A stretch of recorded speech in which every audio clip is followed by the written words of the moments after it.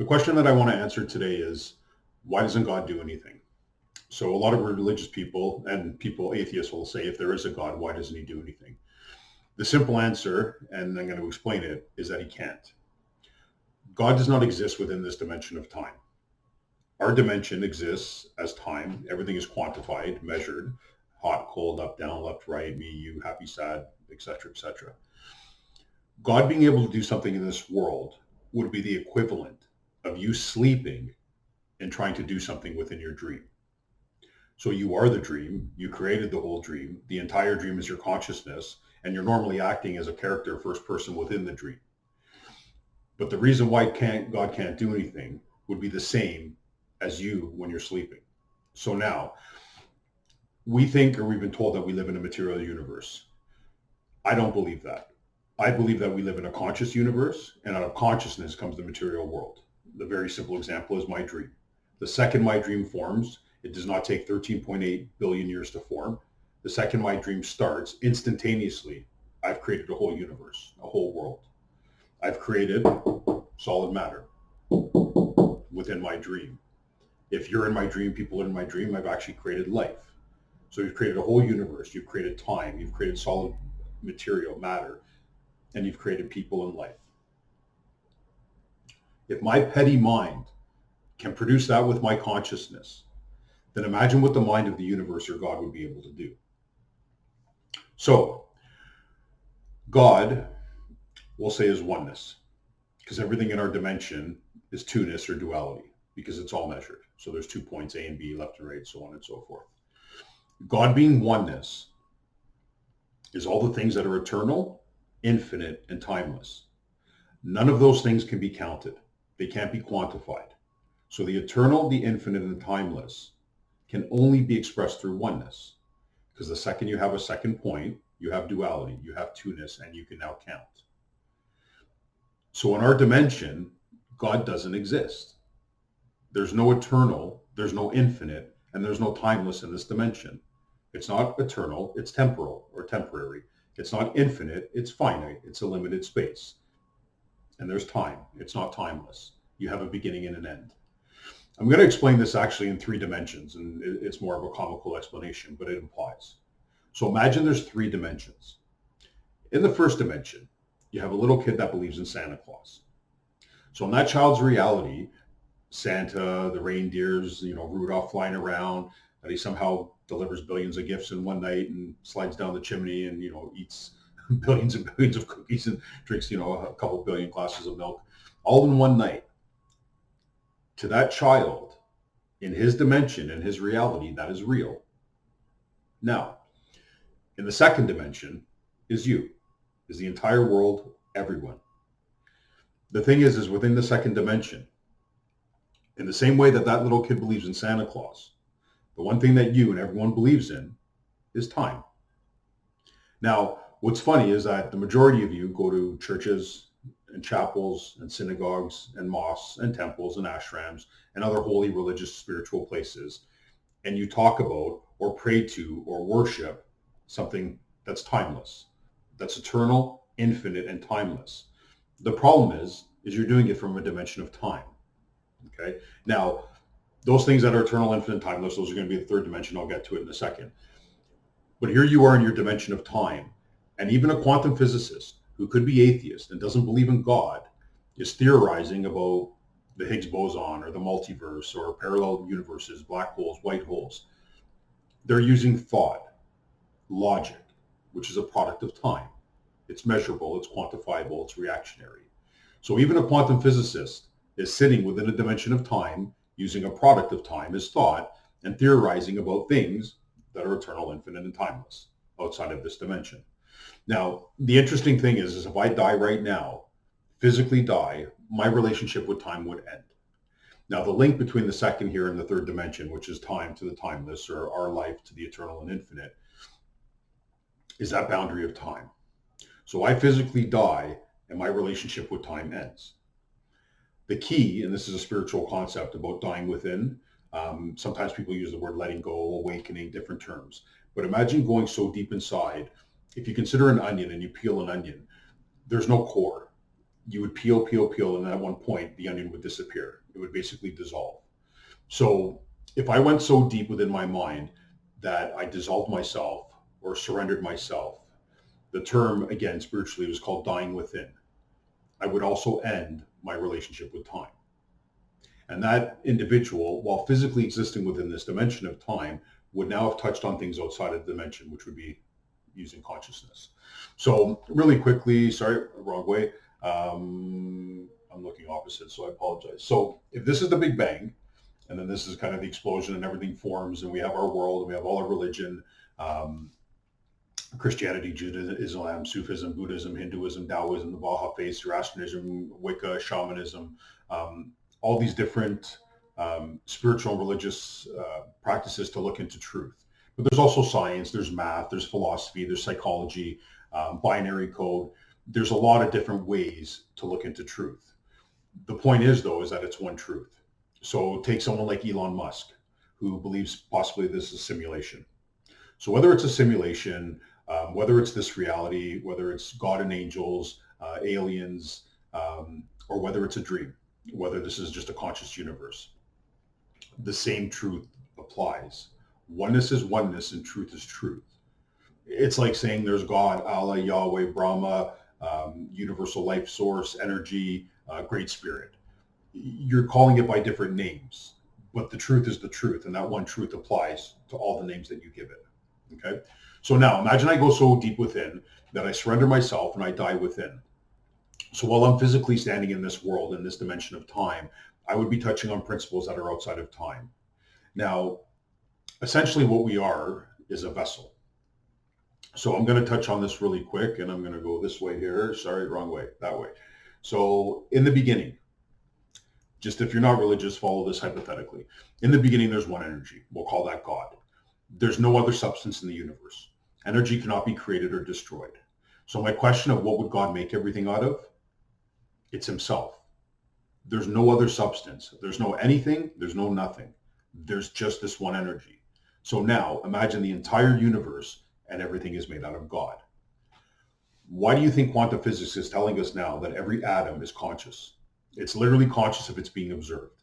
There's more atoms on the tip of your finger apparently than there are stars in the skies. It's into the trillions. So imagine how many atoms are in the universe, and they're all conscious. The reason that makes sense is because if I'm dreaming right now, and this is my dream, the entire building, walls, sky, universe, people, everything in it is my dream. It's all my consciousness. So on a grander scale, if this is the universe's dream or God's dream, and again, if I'm capable as a product of the universe in having a dream, then why wouldn't the universe be able to have a dream? If I have consciousness, the idea that out of explosion and hydrogen and carbon and the elements, and that this universe would form, not just a material universe, but consciousness, feelings, happiness, emotions, philosophy, and where we've gone and where we've taken our intelligence and our intellect. I have to believe that the universe was conscious to begin with.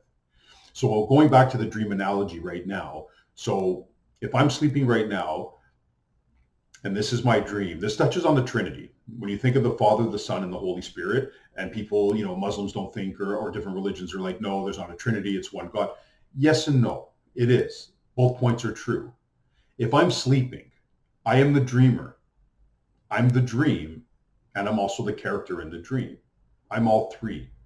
So if there's a God, as the Father would be the dreamer. The Son would obviously be the character in the dream. The Holy Spirit would be the entire dream, would be God's consciousness. And why wouldn't God's consciousness be holy? So in your dream, though, you're the main character. Whereas in God's dream, imagine the main character hasn't woken up yet. He's been talked about, prophesized about. It's all quantum entanglement. Albert Einstein called it spooky action at a distance. They've entangled two particles. It forms the yin-yang symbol. That's what it actually looks like, the picture. And now if you picture the yin-yang symbol and you're looking at two particles of quantum entangling themselves, imagine those two particles on the largest macro level is God, and not only God, but the other side is you. So instead of two particles entangling, imagine it's consciousness. So imagine your consciousness entangles itself with the mind or the consciousness of the universe. So basically, you would be slipping outside of time. You would almost find the ripple or the wrinkle in time. And while saying this example, I'm still here physically in time. Imagine my consciousness was somehow able to escape time. So while the world is living basically through time and yesterday, today, tomorrow, and quantifying it and measuring it, imagine one of us splices time and touches on this eternal moment. That person would then entangle themselves and almost become the world story. So when you have every 8 billion people say right now, and they have their individual life stories, imagine one person awakens and he becomes the world story. Okay. Now I'm going to go off a little bit here because this is a key. This basically goes into kind of your superhero stuff where, where Thor picks up the hammer, you have to be worthy. So how would you be worthy? There would have to be almost like a frequency or a vibration that would kind of be acceptable. And that vibration or frequency, instead of being measuring and quantifying, it would be that element of oneness. It would be that silence and that stillness. But now go from Thor to say a Jedi. In Star Wars, they do a Jedi mind trick and they trick somebody. That's impossible. God or the universe gave you free will. To touch on the power or the enlightenment or divinity of God, you couldn't circumvent free will. So if I was to place a Jedi mind trick right now, I would have to explain it to you first. I would literally have to tell you what I was doing because I couldn't trick you into doing it. So that's kind of a glitch when you look at the Star Wars story. And I know obviously it's a fictional theatrical story, but it's based on certain truths. It's based a lot actually on Eastern philosophy and truth. Obviously, George Lucas did Star Wars. I was told that before he did Star Wars, he actually talked to a gentleman named Joseph Campbell. Now, Joseph Campbell was a philosopher, a mystic, traveled the world, studied all religions, races, cultures, and he wrote a book, and it's called Hero with a Thousand Faces. So what he's essentially saying is that we're all a hero, and he takes you through the hero journey, but he takes you through 1,000 different people. So you can think of religious figures like Buddha, Jesus, Krishna, Mahavira, Guru Nanak, perhaps the Prophet Muhammad, peace and blessings be upon him. When you think more theatrically, you're talking Neo from the Matrix, obviously being the one. You're talking about a Jedi who becomes one with the Force, which is the energy of the universe, or more specifically, master of the mystical arts. So you're thinking of Doctor Strange, obviously. This is about mysticism. What you see in front of you is the material world that can be defined. What you can't see beyond this is a mystery. You've heard the quote, the Lord works in mysterious ways. That's what mysticism is.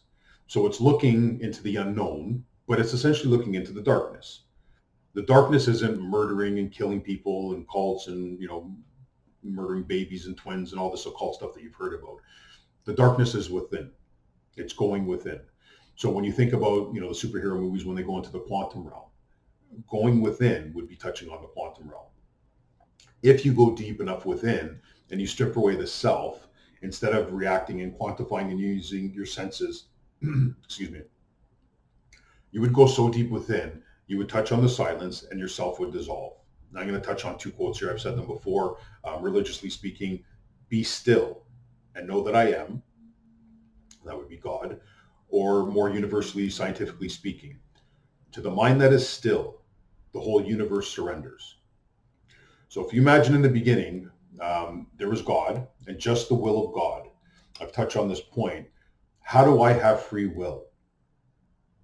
If in the beginning there was only this energy, and energy can't be created or destroyed, the only way that I have free will is if the universe or God gave some of his will. So now imagine, and this is why my project, it's called the surrender equation, is because imagine God surrendering his will so that I have free will. The highest choice I could therefore make is going so deep within that I surrender that will back. And that would almost like close the loop and close the circuit. So at the end of the day, basically what would have to happen is you take this physical universe and somebody would have to collapse it all down and create a singularity. If they did that physically, obviously the world would be destroyed and we'd all be dead. So it couldn't happen physically. The only way to create a singularity, the only way to create a oneness or to touch on oneness would be to do it consciously. You would have to go so deep within your mind, your ego being duality. So the source, if you say God, and then there's you. So that's 1 and 2. If you went so deep within yourself, you dissolved yourself, you would go from duality and you would touch back onto that oneness. This is very significant because you've probably heard of a theory of one or in science, it's a universal field theory or a unified field theory. So imagine you come up with a theory of oneness, okay? There can't be you, your theory, existing as separately, because that would be duality. The only way that somebody, any human being, could come up with a theory of one or a unified field theory is if they became the theory. Now, that's an awakening process. And then, like I said, in the theaters and the movies, you're talking Neo from the Matrix. But in this reality, you're potentially talking about a Messiah, a Maitreya, an avatar, or the term Christ. So just so people know, Christ, it's not Jesus Christ like it's his last name. Jesus, or Isha, was his name. Christ is a title. It means anointed one. In the same way that Buddha, his name was Siddhartha, and Buddha means awakened one. So if you went so deep, you would be awakened, or you would dissolve the self. And in that oneness, you would entangle yourself with the entire universe. That yin yang symbol, it would be you and God. It would be Father, Son, Alpha, Omega, beginning and the end. Like again, quantum entanglement, or like Albert Einstein said, spooky action at a distance. There's no time, there's no space. Now, the key is though, is that if you were that individual, you would have to explain the whole universe. Math, science, philosophy, history, religion, mysticism, all time, all space, every single person would all have to collapse to a single point. Because remember, God doesn't exist within time. So the explanation would have to be timeless. I would, or whoever, would have to explain the entire universe through this one moment. So I think I might leave it at that. I've kind of touched on a few points. At the end of the day, there's supposed to be someone coming to save the world. This isn't religious talk where I'm telling you go to church and pray. There's 8 billion people on the planet. Imagine one of us wakes up. Now, I know if you're thinking superhero movies, you're thinking flying around, glowing in the dark, and having superpowers. That's not the case. Imagine that this person's superpower is words. Literally the word of God. So if you go by the original story or the biblical story, in the beginning, the word created all this. If the word created all this, then can't the word fix it all? So if it was you and you became Alpha and Omega, beginning and the end, Father and the Son, Mother and the daughter, however you want to look at it or term it, you would be one with the universe. Your whole life would be entangled and you would be the story or the prophecy. Now, this is interesting because people say, why doesn't God do anything? He can't. He does not exist within this dimension of time. He is the dimension of time, but he's not acting independently as an agent. Because all his energy is eternal, infinite, and timeless, it has to lie outside of this quantifiable realm. That's why quantum physics, when you're not quantifying, measuring, judging, if you imagine Buddha being silent or still, that particle turns to a wave. If you imagine your identity, which is basically a density, me, my house, my car, my friends, I, me, my, we've created almost a solidified self. Imagine you take that self and you take it out or you dissolve it. Hypothetically speaking, now imagine there's empty space. If the entire universe is one consciousness, and if there's no nothing or anything, and if it's all this one energy, that space would have to be filled. And instead of being filled with ego or thought or quantified, it would now be filled with consciousness. You would actually awaken and become the vessel for God, or the vessel for the universe. Now, people are going to react to that. But imagine we chose this before we were born. Imagine we're all part of this. Imagine we all agreed to it. And imagine it's just an awakening. And basically, if one of us came and told the world story and aligned everything, my question is, would you accept it? And it doesn't have to be Christ, whether you're Jewish, Muslim, Hindu, or atheist. Whatever form this individual came in, like I said, he could be Neo to you or Christ to somebody else, or a Jewish Messiah, an avatar. Maitreya is another term that they used. If somebody fully awakened within the dream, became the singularity, and this is key because I know we think of New World Order and the Great Reset, and we think of these as like this mystical occult and this darkness. There's a term in Kabbalah, with Kabbalism, and it's Kippur, Olem, something like that, and it actually means the Great Reset. So instead of thinking of what's happening outside of us, imagine somebody goes so deep within that they touch on the mystical energy of the universe and literally become the Great Reset. So this one individual, beyond all your prejudices and biases and opinions and thoughts, because human thought can't touch on the eternal, infinite, or timeless. So I'm not dismissing you. I'm dismissing all thought. which would dismiss you until you went beyond thought. So I think I'm going to probably leave it at that. If the world's ready to awaken, if it's ready to redeem itself, if this person's power is only words, nobody's listening. Christians, Catholics, priests, even the Pope. If this guy walked up today and introduced himself to someone, if I literally walked up and said it was me, instantaneously, everyone would reject it. So who's ready?